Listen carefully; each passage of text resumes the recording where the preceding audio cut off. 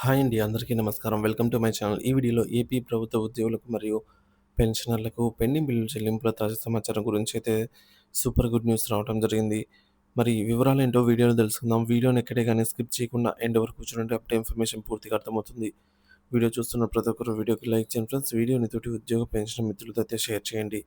కొత్తగా మన ఛానల్ చూస్తున్న వారు ఇంకా ఎవరైనా సబ్స్క్రైబ్ చేసుకున్నట్లయితే వెంటనే మన ఛానల్‌ని సబ్స్క్రైబ్ చేసుకోండి. దీని ద్వారా నేను చేసే లేటెస్ట్ వీడియోస్ అన్నీ మీ వరకు రీచ్ అవుతాయి. ఇక ఆలస్యం చేయకుండా వివరాల్లోకైతే వెళ్ళిపోదాము. సో ఫ్రెండ్స్, ఇక విషయానికొచ్చినట్లయితే గత కొన్ని రోజులుగా 6,200 కోట్ల రూపాయల బకాయిల చెల్లింపుల గురించి వార్తలొస్తున్నాయి. ఇందులో ముఖ్యంగా సీపీఎస్, పీఎఫ్ అలాగే ఏపీజీఎల్ఐకి సంబంధించినటువంటి అమౌంట్లు ఎక్కువగా ఉండే అవకాశం ఉంది. రిటైర్మెంట్ ఉద్యోగులకు సంబంధించి బెనిఫిట్స్ కూడా ఈ మొత్తంలోనే చెల్లింపులు చేసే అవకాశం ఉంది. ఇక APGLI maturity claim bills present status waiting for fund clearance అని అయితే చూపిస్తుంది. రిటైర్డ్ ఎంప్లాయీస్ యొక్క ఎర్న్డ్ లీవ్స్ హెచ్‌పీఎల్ బిల్ ప్రెజెంట్ వచ్చేసి స్టేటస్ కూడా వెయిటింగ్ ఫర్ ఫండ్ క్లియరెన్స్ అని అయితే చూపిస్తుంది. నిన్న సాయంత్రం నుంచి పీఎఫ్ బిల్లుల క్లియరెన్స్ ప్రక్రియ వేగంగా కొనసాగింది. పీఎఫ్ లోన్లు, పార్ట్ ఫైనల్స్ అలాగే పీఎఫ్ క్లోజర్స్ అన్నీ కూడా ఆర్‌బీఐ ఈక్యుబేర్‌కు వెళ్ళాయి. సో, రాత్రికి చాలా వరకు బ్యాచ్ నంబర్స్ కూడా అలాట్ చేయబడ్డాయి.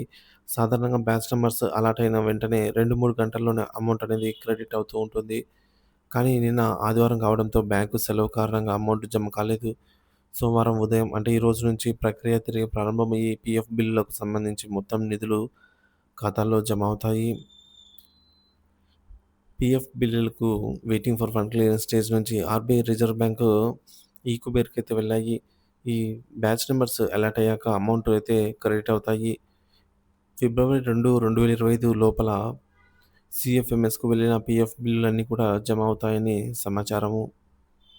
ఇక్కడ శ్రీకాకుళం జిల్లాను ఉదాహరణగా తీసుకున్నట్లయితే జనవరిలో అప్రూవల్ అయినటువంటి పీఎఫ్ బిల్లులన్నీ కూడా ఓపెన్ అయ్యాయి. జనవరి చివరి వరకు ఉన్నటువంటి పీఎఫ్ ఫైనల్ మరియు పార్ట్ ఫైనల్ బిల్లులు బ్యాచ్ నంబర్‌లతో ఈకుబేర్‌కు వెళ్ళాయి. ఈరోజు ఉదయం నుంచి వీటికి ఖచ్చితంగా అమౌంట్ అయితే క్రెడిట్ అవుతుంది.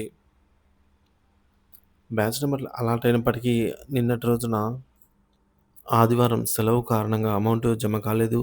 ఈరోజు సోమవారం ఉదయం నుంచి ఈ ప్రక్రియ ప్రారంభమై రేపు సాయంత్రానికి అనగా జనవరి 2025 వరకు ఉన్నటువంటి పీఎఫ్ బిల్లులన్నీ కూడా ఖాతాలో జమవుతాయి.